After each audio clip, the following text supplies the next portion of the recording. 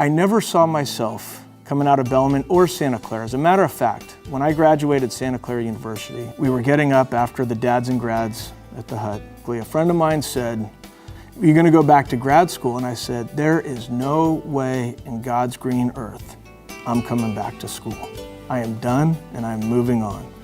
I think what's interesting about Kevin is the business side actually gave him an arena in which to apply the legal side. Because after he began to learn, he had to master such things as human resources, contracts, immigration, and deal with people in a real business sense, finances, equity, and all of these types of things. And from the learning standpoint, the company actually, I think, gave him the theater upon which to apply the academic to the practical.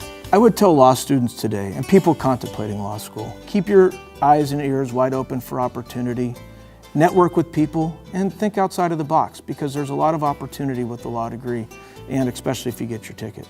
Kevin's father unexpectedly passed this last year. And if you want to talk about the weight of the world being on a young man's shoulders, it was certainly the necessity for him to take the reins of the family business, to fulfill the expectations and obligations that he had with everyone 360. I tried to get him to give up some of those obligations, and he refused to do so if he thought it was going to be at someone else's expense. That Kevin, in honor of his father, in honor of the people around him, would not let go until he knew that things were handled right. And that spoke to his character and his values and really said that's who this guy really is. But since a boy, I've always wanted to be president of Joseph J. Albanese Incorporated. So I always saw myself in that role at some point, but certainly was hoping maybe it was a little bit later on, and Dad's still around, but we're gonna make him proud anyway. Kevin in his 30s, leading an entire industry as one of the youngest ever, especially under the challenging circumstances he's had. Beyond just the law, the idea that you're building leaders, you can certainly point to Kevin as a very fine example of that. I've been so blessed at work to have such a great team that allows me and affords me the opportunity to be involved either with the license board or with the school or with United Contractors. And my family, my family comes first. No matter what, my family always comes first. But there was a time before he came to Santa Clara where he liked to rodeo. And so as a result, we had Kevin, who was on his way to quickly become a cowboy.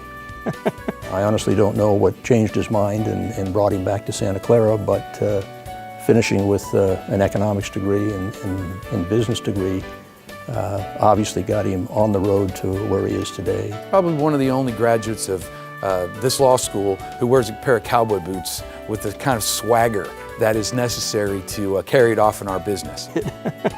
It's kind of hard to get respect in our business, so Kevin walks in a room and everybody knows that he has every credential and all the brain power, but he also has that about him that people really like a lot. And in our business, that's how you get your street credentials. I love giving back to the community. That was a value that my grandfather taught my father, and my father taught me and my entire family. But when there's a passion, you find time. So to be sitting here, fortunate to be the young alumni, I'm not that young, but Rising Star Award of the law school is not something I ever contemplated in my wildest dreams.